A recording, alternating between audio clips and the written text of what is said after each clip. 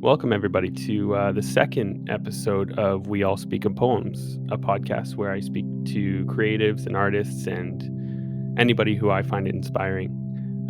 Today, we have Ben from Neon Pajamas. He is a writer, a librarian, the art director for Memoir Music and Chillhop, and the operator of the website Neon Pajamas. Um, did I get everything? Is that it? Yeah, that's a lot. Yeah, you got it all. Thank you for having me. I appreciate that. Yeah, no problem. You wear so many hats, and when I was starting this podcast, I was like, I have to get you on this because when I'm just searching for inspiration and stuff, all you have to do is go to your Twitter feed, all the stuff you repost, and then also on your website on Neon Pajamas, your writing that you do, like just read through one of your microfictions, and it's just like, okay, I'm ready to create whatever I need to.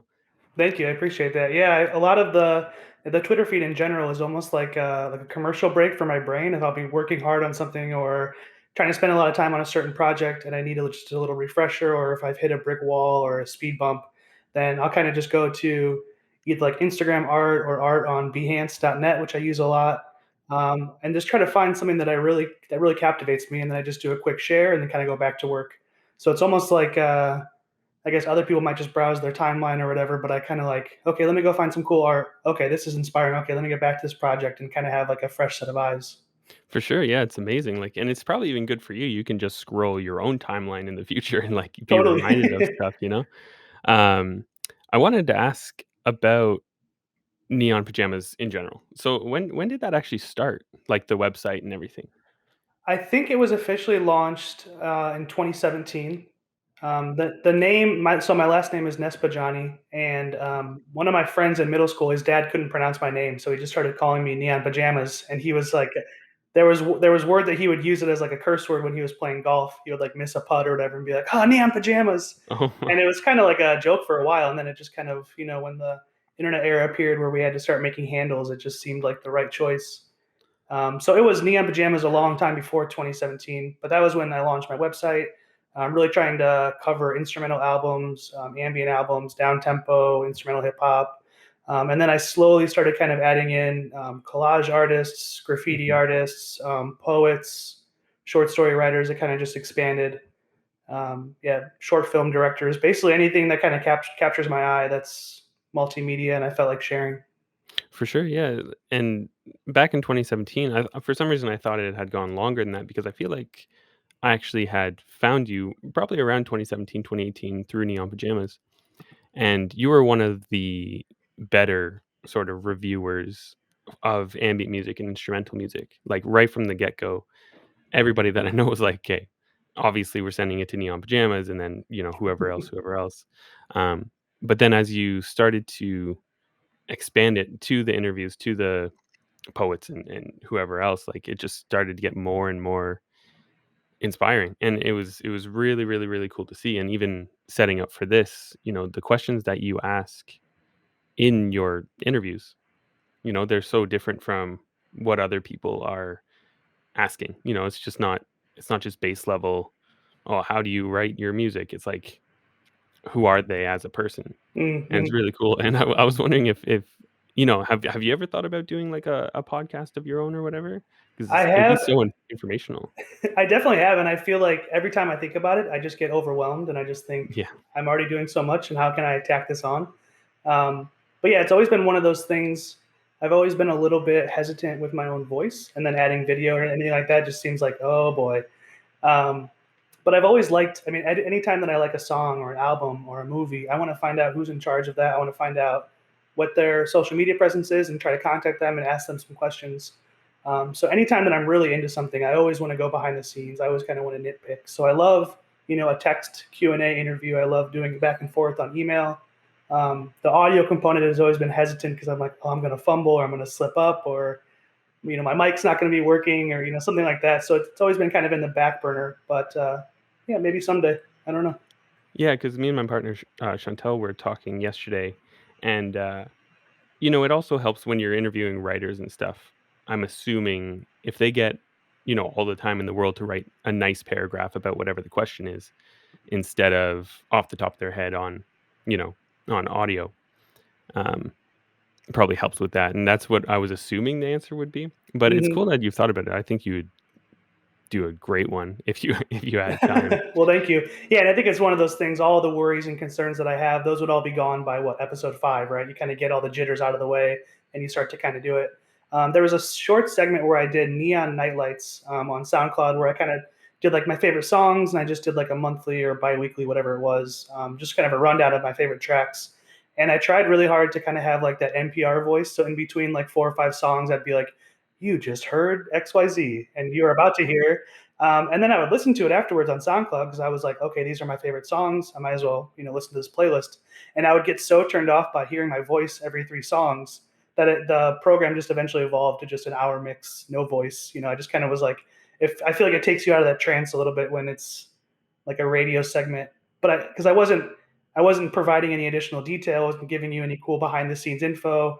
I was just kind of listing the tracks, and I think going back, I would have had like some interesting trivia or something like that to kind of Oh, yeah.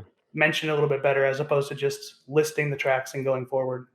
I mean, especially now since you're kind of in the camp of memoir and Chillhop, which we'll get into because 'cause I'm really interested to hear how, that started, but, you have access to the trivia of some of these artists, like, I'm sure you could sit down with whoever, um, through them, you know?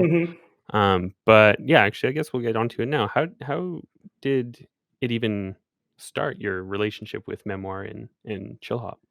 So I think it first started shortly after launching my website, and I said 2017 earlier, but I'm looking at it actually was 2016. So you were right. Oh, okay, okay. And I was actually looking with the first article that I wrote about you, and it was "We All Speak in Poems," December 22nd, 2016, which, from what I Oh, hear, is the wow. name of the podcast. So it's a really Yeah. good. My first time writing for you on my website, and then kind of comes full circle with the name 5 years later.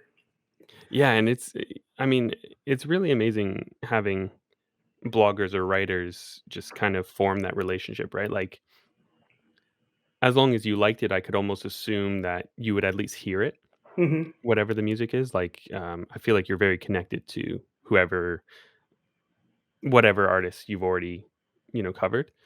And that was really exciting thing coming up with albums and tracks and being like, okay, when's Neon Pajamas thing gonna come out? And if it didn't, it's not a big deal, obviously. But even the one where you covered Views from 16 Stories and Sleeping Since Last Year in one post, and Hmm. I thought that was a really cool thing. And I'm just getting a glimpse of your website now. Like it just popped into my head. Even the formatting of your website, right? How it's all narrowed down the middle. It's so cool. Like you don't see that anywhere else. Yeah, when I first started doing that, I would just do like the typical paragraph write up, and sometimes I would only have 2 or 3 sentences. I'd be in a hurry, and I was like, with the YouTube link on top and with the Spotify embed down below, it just looks like I wrote one quick sentence. But if you turn it into this verse or this lined paragraph, I felt like I spent more time with each little line, so Yeah. that 2 or 3 sentences would look like a full write up, and you can kind of scroll, and you can go quickly.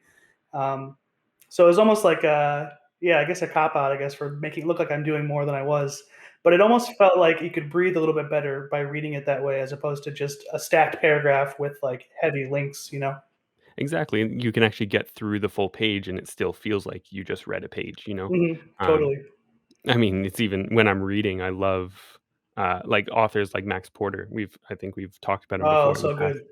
right? And it's great because, especially in Lanny and stuff, some pages aren't really pages, you know? And it's like, "Oh, I feel like I've just read 50 pages," but in actuality, it's maybe 30. Hmm. I'm like, "Oh, this is great. I'm already halfway down the book." Yeah, some of them will be like completely dense, right? He even had lines where like sentences are stacked on top of other sentences where you can't even read it, and then other pages where it's like just a little tiny piece of prose. Yeah, it's Um, amazing. I love Yeah, that. yeah. That book has so much character.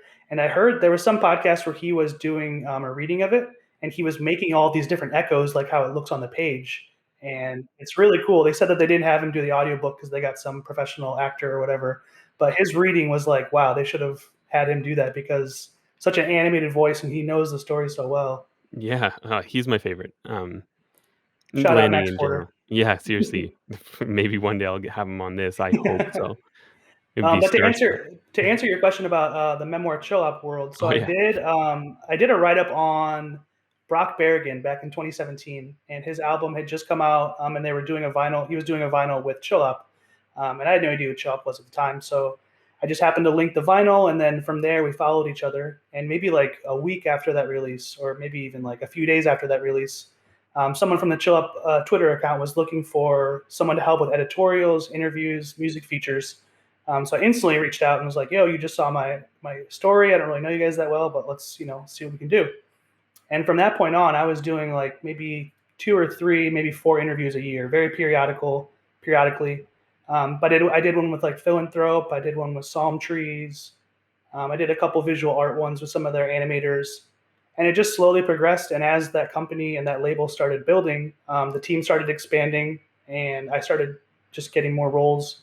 So it went from a very part time editorial kind of thing to a full blown, yeah, helping out with both Chill Up and Memoir, doing social media assistance as well as art direction, and then copywriting for for the newsletters, for the press releases, for pitching to editorials. Yeah. Kind of a jack of all trades, but a lot of copywriting and a lot of looking at early art sketches and kind of figuring out what we want to do. Oh, wow. Getting you on their team was a smart decision by them. I didn't realize that it happened so soon, like, so, far back. Yeah, so yeah, for a long time it was just maybe from 2017 to 2019. It was just a few interviews a year, and then it's been about 2 years now where I've been working pretty full time. Wow. And so a big, like, I guess, marketing piece of you, is that you are a librarian or were? Are you still a librarian? Currently, yes. So yeah, I've been working at the University of Chicago Library for 8 years now, as of this month. And it's one of those jobs that I've been there for so long that it just kind of feels like breathing. I can't really climb any more ladders. I'm kind of at my top supervisor role, so I just feel like I'm kind of going through the motions, in a good and bad way. So I'm also looking for different jobs, um, but it's just such a very easy, relaxing comfort zone. And I have all these books upstairs that I can grab. I utilize interlibrary loan for a bunch of poetry books that I want to read. Mhm. Um, so while it's one of those jobs where I'm like, I cannot be here for another 8 years, it's definitely has its comforts, and it's one of those kind of a low key position. And right now, I'm working from 2 p.m. to 10 p.m. and then the quarter system starts next week, so I'll go from 4 p.m. to midnight. Um, so it's a really nice way to kind of do chill up during the morning since they're based in Rotterdam. They're 7 hours ahead of me. So I kind of wake up and do that, and then I have the evenings at the library, and everyone in Rotterdam's already asleep, so there isn't really anything to do. So I might send a few emails during that, but it's kind of like a very busy Zoom calls and strategy sessions in the mornings, and then I get to the library, and it's just kind of making sure my students are there on time, and people need to check out books. But it's very, as a library is, it's very calm. Man, that's awesome. I feel like a librarian is probably very glorified, a glorified position or job. But, I mean, you probably get to see new books that are coming through all the time, right? Is that a thing? Oh yeah, totally. And it's also one of those things where if I'm browsing certain Instagram pages or certain Twitter accounts and people share a poem or they share a short story, then I'll just type it into our library catalog and I'll see, oh, that book's right upstairs. It just arrived, and I go Oh, grab it amazing. and I read it that day or the next day. And then on the flip side, if we don't have that item, then I can either do interlibrary loan, or I can suggest a book purchase for the library and we add it to the catalog. So there have been so many books that I don't have to go grab through online distributors. I can just kind of add it to our catalog, and it's kind of a win-win because not only is it in the library for other people to use, I don't have to spend $20 every time I see a book that looks interesting. Yeah, for sure. And me and my partner Chantel go to the bookstore all the time, and something I really want to get into is poetry. Like the stuff you share is very good and inspiring, and I just want to delve right into it. But then you go to the bookstores, and it's like you look through the poetry section, and you're like, I don't want to read any of this. Like, what is going on? So I find it so hard to find good poetry. And I feel like I kind of had that same thing where early on, even in college, the classes that we took where it was introduced, it always seemed like it was so antiquated, and maybe you had to have it rhyme or you had to look for the meaning.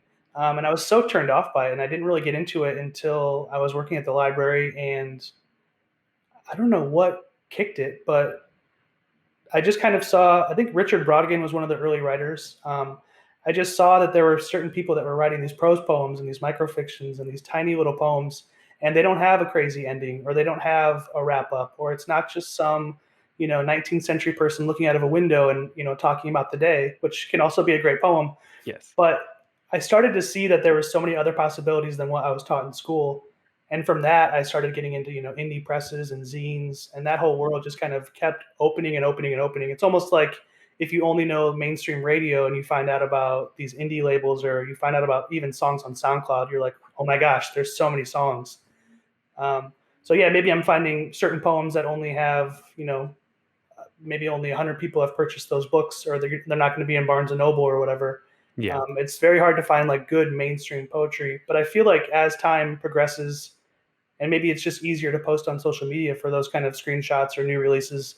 But I feel like I'm seeing, maybe it's just because I'm following more people like that, but I feel like I'm seeing more and more, creative writing, tiny, brief, little blurbs of writing coming and going, as opposed to before where it seemed a little bit like, I don't know, like it was more of a turnoff, like it wasn't in your wheelhouse. For sure, and yeah, like the microfiction, specifically that you write, and now that you've got me into, essentially, it's something that I'd never even heard before maybe 2 years ago. I didn't think it was even a thing. Maybe other than, like, on some obscure blog, on the internet, and Sure. it's so cool, like, it's like, I don't know, in terms of ambient music, it's like when your favorite artist has that kind of filler track. I don't want to call them filler because they never are, but like the 45-second track, and Mm-hmm. it like gets you inspired. It gets to the point right away. Like those little piano interludes, right? Exactly, and they're Yeah. amazing, and I love it a lot. Are there like properly published books of microfiction? I'm sure there Sure. are. Yeah. Yeah. So I think when I first started kind of getting into that realm, it was the phrase was always flash fiction. Um, and I think, I mean, everyone has a different definition of it, but it's basically like, let's say 1,000 words or less. Like Oh, okay. you're telling a story, and it's going to be maybe 2, 3 pages. So I got into that, and then just from the jump, the whole idea of writing a novel, and I kind of thought that's all you could do, or you get a book of short stories, and each short story is 20 pages, right? Or a novel's, let's say 200, 300 pages. And I would always get so overwhelmed. I knew that I liked to write. I just never had that attention span, never could go that long. So I was like, okay, flash fiction's cool. I'd write these little 2, 3 page stories. And as I guess I got into that world, I found out about short stories, and then micro fictions. And Yeah, there's websites. There's a website called, I think it's called Paragraph Planet, and every submission has to be 75 words exact.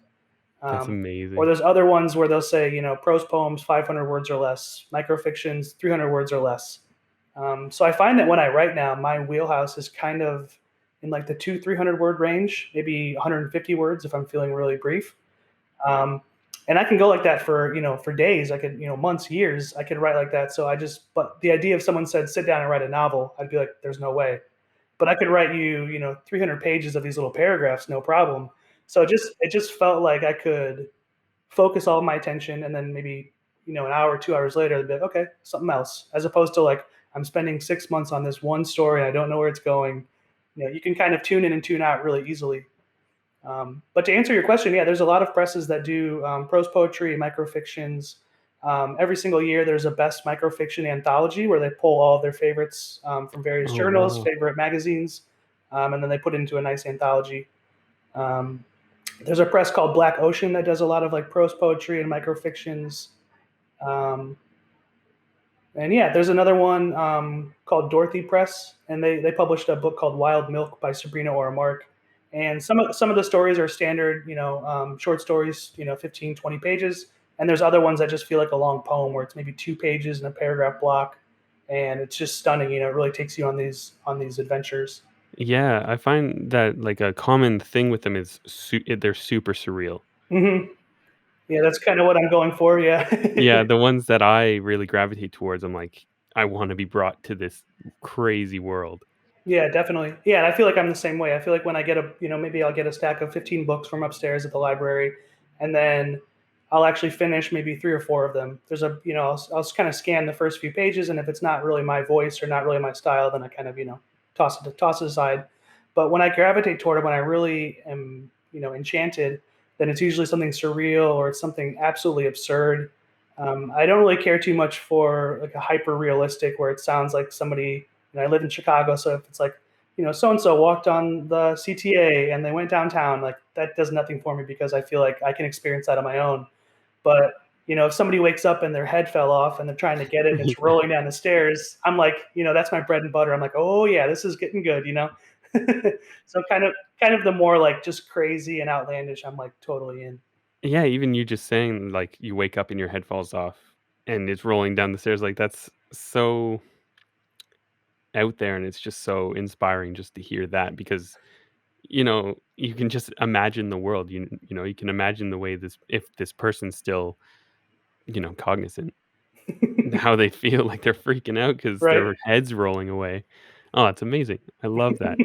So there's the prompt for after our chat. I gotta open up a Word document and get after Exactly. I can't wait to see that one on your website. it. Speaking of though, so on Twitter and stuff as well, I always see that you say, like, you just submitted, uh, so and so to whatever publishing mag or whatever. Hmm. Um, and it reminds me a lot of way back when I started in, like, 2013, 2012, starting making music. I would always submit it to, like, YouTube channels, right? Like Mm-hmm. like a Chillhop, but back then it was, like, Mr. Suicide Sheep and all that. Hmm. And it's really interesting to see, like, what the parallels are with that. When I was doing it, everything seemed so oversaturated and I couldn't even get through. Do you feel like that's kind of the same thing with the writing that you're submitting? I think it's kind of across the spectrum. I think there's certain journals and certain magazines that are super competitive and they'll get, thousands of submissions each reading period. And you might submit something and they'll say, okay, the response time is 4 to 6 months. And by the time they respond, it's usually a rejection and you already forgot about what you even sent. You're like, okay. Whereas there's other ones that might be a little bit more small, more DIY, and they might respond to you in a week. And that one you might have a little bit of a better chance because they're just getting started, or they might be, my stuff, like we said, is a little bit more surreal and kind of off kilter, and I'm probably not going to win like a giant National Book Award prize for the next Twilight series. So I feel like sometimes I'm not as mainstream, whereas there's other capital P poets who are really like very true formalists. They've received their graduate degree, they got their MFA. They're kind of going through these big grants and trying to get these residencies. So all of that is super, super competitive, and you kind of have to have the resume to show for it, or you have to, really be able to write a hell of a poem. Yeah. But I'm kind of like, I feel like the stuff that the places where I submit to is kind of like the middle tier. It's not Pitchfork, to use the music reference, but it's also not someone that always accepts everything that I send.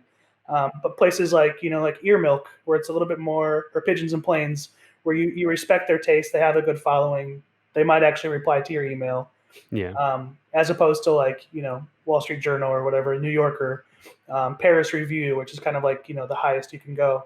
But yeah, there's, as far as creative writing in that whole world, it's definitely, I'm not sure if it's oversaturated, but there's definitely a lot of places you can get your work out. I feel like when I was in college, they didn't teach us how to like submit your work or how to send it. It just seemed like if you want to get into writing, good luck. It seemed like it was Yeah. very discouraging. I majored in journalism because I felt like an English major would do nothing for me. I just had the idea like, okay, I'll be an English teacher, or I'll be an English major, and I'll be working in a restaurant the rest of my life. That's just like what the stigma was. But no one told you how to set up an account and submit poems or submit short stories. You have to kind of figure that out on your own. Um, but there's a website called Submittable, which is very similar to like Submit Hub, I guess, with the music world. Okay. Yeah. So it's kind of similar to that. I wish it was as fast as Submit Hub, where it's like what, 24, 48 hour reply. Yeah. But a lot of them are very similar, where you can see if something's in progress, you can see if it got rejected, you can see if it got accepted. It's an automated response. Sometimes they're free, sometimes they're $2, $3. But yeah, I kind of came from the music world, so when I first started writing, I was thinking like, oh, I'm just working on some demos. Oh, I'm working on my EP. Yeah. I'm working on my full length. I kind of have that music headspace, and people are, the people in the poetry world, like, what are you talking about? EP? Oh, chat book. Okay, that's the new phrase. Oh, okay. Okay, chapbook. That's Yeah, really so they cool. say like chapbook is like maybe like 20 to 35 pages, kind of like an EP. Usually Mhm. like a smaller run, and then the full length manuscript, if you're doing poetry or anything like that, it's usually 60 to 75, 80 pages. Yeah. Oh, that's amazing. Yeah, it's interesting because even when thinking about what you do, I always go back to the music as well, or, like, the music system, Yeah, yeah. industry.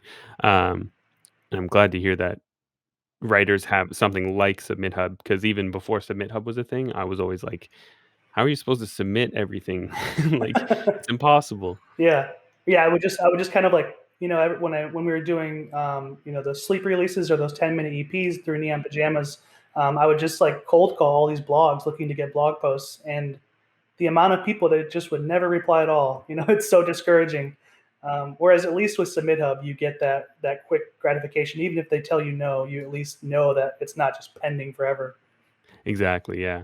I wanted to talk about too, because I until I was, researching for this and on your website and stuff, I didn't know about, Hand Castle and Drawing a Blank. Like, Oh, they're okay. like are they zines? Yeah, so they were. So drawing a blank came first. I forget why I even decided to start doing that. I think I started going to Chicago music or the Chicago Zine Fest. I saw all Mm, these people, just printing out pages and folding them in half and stapling them and doing these limited runs of just very DIY multimedia stuff, whether that was books of collage art or comic books or just a collection of different murals. So I think that was around the time that I was really kind of branching away, not away, but branching out of music and into visual art and collage art, poetry a little bit at that time. And I just had this kind of Rolodex in my head. I'm like, oh, I would love to get a drawing from them. I would love to get a poem from them. I would love to get some handwritten lyrics from them. oh, Um, nice, yeah. so drawing a blank was just kind of my first attempt at trying to curate something that wasn't music based. And I think we even soundtracked it, so there was some music involved. But Yeah, it was just, I think we maybe printed out 20 or 25 copies, and then it's now available as a PDF. nice, yeah. And then from there, my friend Ryan, who lives out in Boston, he runs a independent label called Every Deja Vu. They do a lot of like indie R&B and like bedroom pop stuff like that. And he reached out to me and just really liked kind of like what you're saying, just the art that I was sharing and that zine that I helped out with, and just saw my timeline of sharing all this great art. And he has the graphic design skills. I kind of have the curating skills. So we just made a list, and I think we've done 3 issues now for Handcastle, and Yeah, it was just a fine mixture of an illustrator who's just digital, and a muralist who goes out in the world and paints on walls, a poet. We interviewed the rapper Milo, who's now known as Rap Ferrara. We interviewed the Marias, but yeah, very multimedia, just kind of showcasing like a almost like a flip through of going to an art gallery or something like that. yeah. How do you find putting out something physically versus, like, sharing it on Twitter? Obviously, it's probably more gratifying, I would assume. It's gratifying. It's definitely gratifying to receive the item in the mail and hold it in your hands. Like, I've made this. This is amazing. But the instant that you start trying to market yourself and buy these physical items, as opposed to just click on this and listen, I found that was like the first time where I was like, oh, okay, it's tough to sell a magazine. Yeah, So yeah. we bought. I think we did 100 copies for the first issue, and we sold maybe 60 of them. But I was like, oh, 100. We'll do a second run. It was very ambitious, and then I was like, oh, it's hard to sell stuff. Before, all I was doing was SoundCloud links and stuff like that, never with the tangible object. So the second run we did 50, and that was a little bit more feasible. But it's definitely a different market. It's really nice to hold something and ship it and have someone else receive it and they share it online, kind of spread that word. But yeah, getting out there and actually selling something and marketing it is tricky. Yeah, I remember when I was first releasing my music on vinyl, my first one I did, like, 20 copies of. I found a really good vinyl presser in England, I think, and he was like, "Yeah, I can do 20 just for fun," and I was like, "Perfect," and then those sold out, like, instantly. Nice. So I was like, "Wow." I was like, "Awesome, I'm good to go." And then I put out "We All Speak in Poems," and I ordered 300 copies, and, I still have, like, 200 of them in my closet, Wow. you know? And ever since then, it's just been all over the place, like, trying 100, 200, and yeah, it's very hard to sell anything, Yeah, you know? it's tough. Especially when there's a free version of it Right. online, Right. you know? It's like nobody has to buy it, Hmm. um, and because of that, I'm, like, kinda over it, but But yeah, that's interesting that you started out in the opposite, where you started small, saw the quick results, because as soon as you said 20, I was like, that's exactly where we should have started. That would have been, then it would have been like, okay, we'll do another run of 20, kind of get that hype going. But yeah, 300 or 100, it's like, oh boy, I got to give these to my Yeah, mom. I got to give these to relatives. exactly. That's now, yeah, I always order extra for everybody like that, so I'm like, "Oh, we've already sold 20," Right. but it's actually only, 7. Right. Yeah, so I'm finally getting out. Hopefully next year, or maybe 2023. I'm not sure, but I've been talking with a couple of presses about getting a full length collection out, or maybe a chapbook, and getting some Oh, physical wow. stuff where it's just my writing. And I'm already kind of sweating about, like, what if no one buys them? Like, what if people don't hit the pre-save? Stuff like that. Where now I kind of feel the producer's pain of having all these vinyls and like having to turn it into a little bit of a market. For sure. I'm in. I would 100% buy it. Like, Thank if you. I would have known about, the mags, like, 'cause I remember when I think it was, drawing a blank, the artwork on that is very iconic to me 'cause, that's the one with the face with the large glasses, Hmm. right? Hmm. Yeah, I remember when you started posting about that, I was like, "That artwork's so sick, I want a print of that or something." Um, but I guess I just never really knew what it was, and I guess I missed it. Um, but I woulda got those 100% Yeah, I had I think I known. think that cover was done by Work the Angle, also known as Matty Andres. And to loop back into memoir music, he actually did, like, when we first started doing the releases, he was doing the line art for us. Oh, And that wow. that Coastal Wander Collections 3 that you're on, he did all the Mhm. all the line art for that as well. So not only is he like a super talented photographer, but he also does his interesting line arts. And then he kind of like can go into like a complete freehand, almost like a graffiti style as well. Yeah. Oh, wow, yeah, I was gonna ask who did them. Did he do all the artwork for your, like, e-chapter books, like Dress Code Aquarium and stuff? Um, 'Cause it seems similar, like, the styles. Yeah, it does seem similar actually now that you say that. But the dress code aquarium was from where is she from?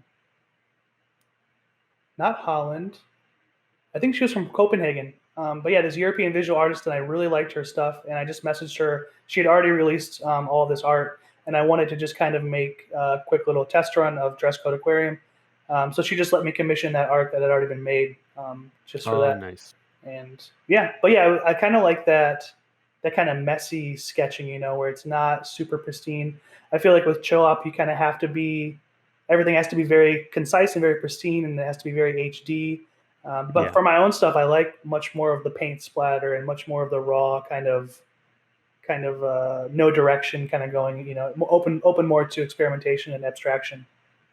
For sure, and yeah, I was just about to ask, like, so you talked about hopefully pressing something in the future of just your writing, like, what kind of artwork would you be looking for that? Since your stuff is very surreal and everything, like, would you kind of go off the main, flash fiction or poem that you like and then kinda base it off that, or would you try to encompass the whole project?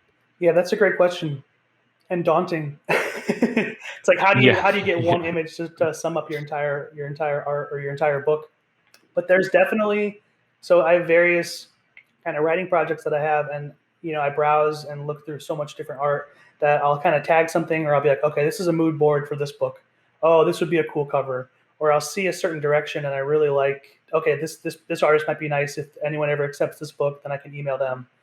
So I do have like little folders set aside, but it's always very yeah, kind of that comical, just weird art that kind of, yeah, I don't think I would go too much toward like the typical illustrations or art that covers books, but yeah, something that, yeah, kind of just looks like my Twitter feed, or something that kind of bleeds off the page and doesn't really look like super concise and clean. I want to have it a little bit messy because I think my stories are always a little bit off the beaten path, a little bit, strange. So I don't want to have something that looks like like it's trying to be a New York Times bestseller or anything like that.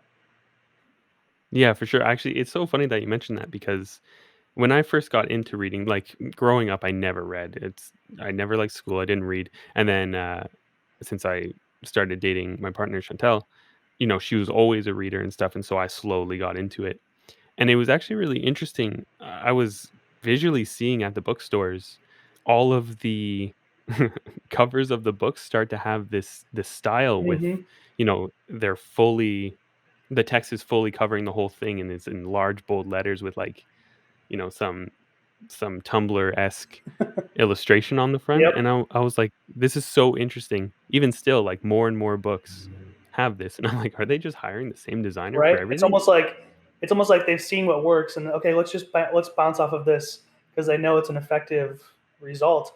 But yeah, I saw an article recently, and they were talking about how they clump them all together, and it was called like the book design blob or something like that, where it's like Oh, these kind of interesting. like faded bright colors in the back, and then Yeah. like you said, the full text covering the whole page. Yeah. Yeah, they almost like overlap into each other. It's kind of Yeah, because at first I really liked it. I was like, "Oh, this is gonna be a good book because somebody actually cared about what the design was." And now it's like you can't tell right. because everything has it no matter what type of book, no matter anything. Yeah, yeah, yeah. It's very deceiving. It's almost like it's like you're getting a certain wave where to loop back into the music world. I wonder if it'll eventually phase out of like the anime covers and the Yeah. if the lo-fi art will eventually go into a different direction, or if it'll Yeah. so there isn't so much cookie cutter. Was it Chillhop who started the whole lo-fi girl artwork? Yes, Chillhop did the very first YouTube live stream, and it featured the studying character from the movie Wolf Children, the anime Wolf Right. Children, where she's kind of like falling asleep at her desk, taking notes. And then it got taken down because of copyright. And then from there, we launched the raccoon kind of in the bedroom, and then the walking raccoon later. So that was technically the first 24/7 lo-fi study beats, all of that. Um, Man, they changed the game with that. yeah, really, right? Like, seriously, everybody's doing it. Yeah, now it's just a completely different world. Man, that's crazy. Um, And I think that was maybe 2014, 2015. yeah, must have been, right? Yeah, I think 2014 maybe sounds right. Um, and it's so this leads me on to the next thing is, um, you've actually I feel like you've been able to watch pretty closely how lo-fi and the artists that you cover grow. Like, how has that been? It's interesting. It's one of those things where you're always kind of trying to predict where the like what direction things are going to go or what way people are going to take. Where it's I felt like for a really long time, and it's still the case where okay, no one's sampling anymore. Everyone's only using organic instruments and field recordings and really making that crackle sound in the background authentic, as opposed to ripping something off of YouTube and looping it or whatever. But then I feel like after that kind of ran its course, people are kind of going back to sampling again or trying to just reinvent the wheel, constantly where you get tired of something and you try something new. Or, I see a lot of artists that like they'll start, very typical lo-fi beats with samples and then they'll go organic and then they'll start singing. And there's just a natural evolution or progression where it's like, okay, I've already done this. I've already done this. All right, let's try some vocals. Sometimes it really works. Sometimes it doesn't. And they go back to the starting point or they go back to the drawing board. Yeah, I feel Um, like a lot of these guys have really blown up as soon as they started to take I don't know, I don't wanna call it bedroom pop, I guess it's lo-fi pop now or something. mhm, Um, they really went all in with that, I feel like, especially the majors. I feel like once the majors started dipping their hand in, all of a sudden these, like, lo-fi vocal guys just blew up. Totally. Yeah, it was almost like these songs on SoundCloud that were just demos, would be just good enough to be on the radio for certain. If it just came out, 2 years later, 3 years later, it was like the when the bedroom scene exploded. It was like, we've been listening to stuff like that on SoundCloud for years, and now it's just getting some mainstream exposure. But yeah, people, I feel like now more than ever, people are trying to test their vocals and almost treating it like another instrument. Maybe they don't have any actual lyrics in their songs; they're just humming. Um, or Sleepy Fish is a good example for a chill up artist who has been slowly adding a little bit more harmonies, background vocals, but almost treating it, like I said, treating it like an instrument and just adding another level to the orchestration. Yeah, speaking of Sleepy Fish, he's I mean, ever since he was Izzard, he has been so ahead of it the whole time. Oh I yeah. remember, like, I knew him back in what, maybe 2015 or so, when he was Izzard only, um, and he was killing it back then, and Hmm. then I didn't even know he was Sleepy Fish until, like, the latest album. No, I messaged him and I was like, I had no clue, like, no wonder this stuff's so good. Yeah, really Um, impressive stuff. And yeah, I think I was the same way. Where I first heard Izzard working on a song with Alex, Alicks, and I think I might have even found out about you through that kind of sphere. But those Izzard and Alex songs from the jump, like, oh my gosh, so good, so emotional, but so strong too. and speaking of Alex too, like, as soon as he started the Alex project with the spaces in between, Hmm. that blew up too, and I Oh, was yeah. and he's a person that I knew back then too, and who's always been killing it, and I remember, like, looking at their numbers one day, and I was like, "Whoa, they are blowing Right? up." Like, it's so awesome to see. And I feel like those Alex with the spaces, I feel like when those came out, everyone was trying to do these organic instruments and stuff, and those releases were straight back to the basics, straight back to just lo-fi loops, and they were so good and so effective. And it just goes to Yeah, show that, you don't need to hop on a wave. As long as your stuff is fire, people are gonna hear about it. exactly, and I was like, "Man, I should have started a instrumental hip Right? hop project 6 years ago." Maybe just Alaska with the spaces in between. Oh, yeah, there you go. Yeah, that could actually work probably. Speaking of vocals, though, have you ever tried to add any singing or harmonies on your songs? Yeah, we've done a couple, like, we did, more like chant vocals I'm Mm, really into with ambient music, like in "The Ocean No Longer Wants Us." There were those vocals, um, I think there was, like, 4 of us, and then in a track I did recently that I actually can't remember the name. "Now We're Awake and Everything's Okay." mm, Um, I got, like, all my friends to sing on it, so it's just this one big chant. I find those are really, really nice, and nice. then every once in a while, we, mess around with some super lo-fi acoustic guitar tracks. Cool, cool. Um, but it's something that I'm like, it's almost not worth it unless I make another project, Right. honestly, you know what I mean? Yeah, so never straying too far from like the campfire chants. Yeah, I like that though. Exactly. Yeah, I like it too. It's just, it doesn't perform as well. Yeah, yeah. But you're not going full hook and chorus and verse. Exactly. Yeah, and I have to start thinking about, how it markets itself. Yep, like everything. Um, yeah, like everything. Um, yeah, before we end it too, so I saw on your website as well that you were a Peace Corps volunteer, Hmm. like from 2011 to 2013. What does that actually entail? So that entails 2 years of being in a third world country and working in your community wherever you're assigned. So I did a semester while I was in college in Spain, like my first time really kind of studying abroad. And I came back to Mishawaka, Indiana. I was working at Olive Garden, and I was just miserable. I was like, I need to get back out in the world. I saw the world, I saw a glimpse of the world, and now I'm back in Indiana. So from there, I was kind of looking at there's these options for World Teach, there's options for Peace Corps, um, and it just seemed exciting. So I applied during my senior year of college, and yeah, I was in Ecuador for 2 years. Wow. They do 3 months of training in the capital, and you work on every day. You do 8 hours of intensive language training, cultural training, how to work in your community, whether that's teaching English or doing like health and resources, or just community development in general.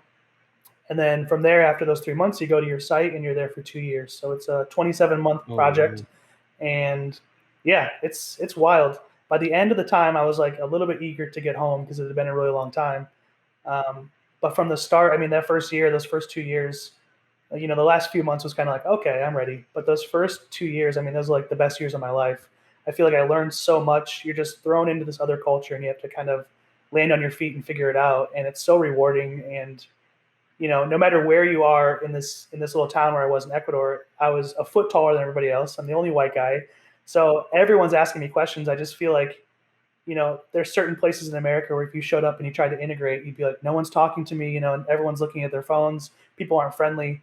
But when I arrived there, I was nervous for all those reasons, and everyone was just, "Where are you from? What's your name?" Just already willing to Yeah. talk. So it kind of got my jitters out of the way because they were doing the work for me. So I made 100 contacts in the first week because everyone was like, "Oh, there's this new guy on the street.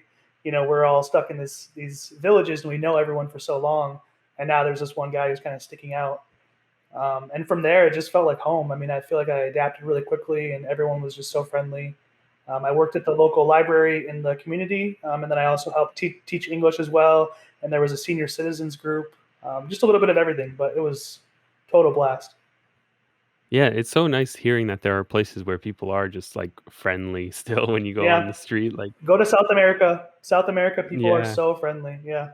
Yeah, you go to walk your dog and it's just like, "Keep your head down, right? I don't wanna" you know? Yeah, or like you'd like leave a party in Ecuador and you had to either shake every guy's hand or kiss every woman's cheek before leaving. And you'd be at a party and there'd be 50 people. I'm like, oh my gosh, it's gonna take me 20 minutes to leave. So Yeah, whereas in the States you kind of just Houdini and get out of here and no one sees you. Um, exactly. but yeah, it's interesting to yeah, it seems like part of me feels like it was so recent that I just got back, and other parts like, oh wow, that was 10 years ago that I left.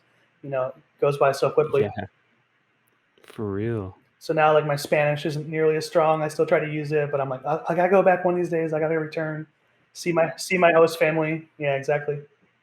That's so cool, like, you don't really hear about people doing that much either, and that's inspiring in and of itself, like, I'm sure you said it was your senior year of Hmm. college when you went? Yeah, that was when I applied, and then as soon as I graduated, I left.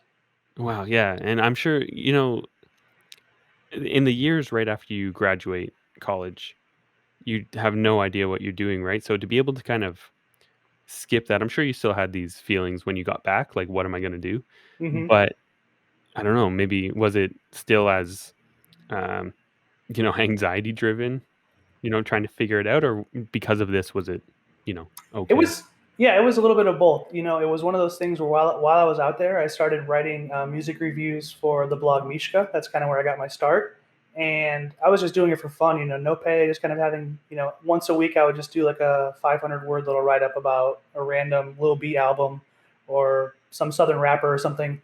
Um, and from there, I kind of, like you said, I did these 2 years in Peace Corps kind of to postpone whatever I was going to do with my life, Yeah. trying to find my way. And part of me was like, do I go back and go to grad school? Do I go, do I keep staying down here and extend for a year and do another project? But as I'm doing this, I was doing so many music reviews, and I was just hearing about this new wave of hip hop going on in Chicago. And my family is only about 2 hour drive from Chicago, so that was always like the closest big city. But while I was in Ecuador, that was when like Chance the Rapper's Acid Rap got really big. Vic Mensa's Internet Tape, where I was like, oh, okay, Chicago's kind of slowly coming on the map. And the more that I started doing these music reviews, the more I wanted to do music interviews and music, any kind of blog post. So that by the time that I got back, I was like, I don't want to do grad school. I want to go to Chicago. I want to go to shows.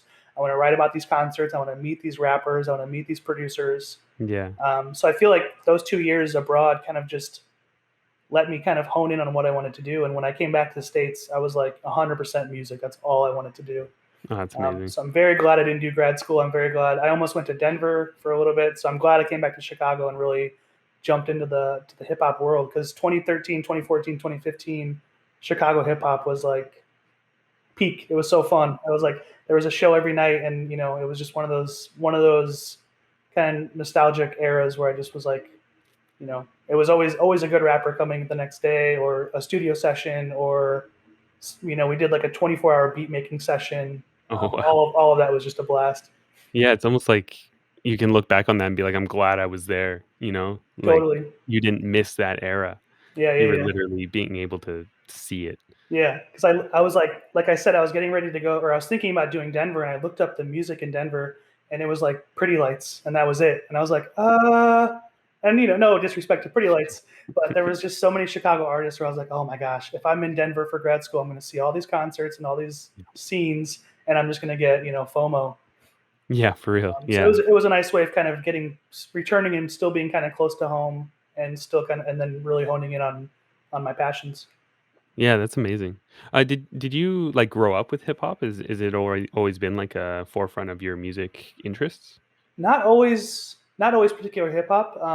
But yeah, I mean, late middle school or early high school is kind of when I started getting into it. But from the start, I was really into, I guess, just like your typical like generic indie rock. That was my, well, I guess I first got into like classical rock, but it was like Beck, Flaming Lips, Wilco. Those like some early like 13, 14-year-old me. I was like, oh my gosh, good music is out there. And then I think right around then, a year or two after that is when like College Dropout and Late Registration came out, and that was like Lil Wayne, Carter 1 and 2 came out, and that was like, I'm done. This is amazing. So from there, I was kind of full force hip hop for a really long time, and still am.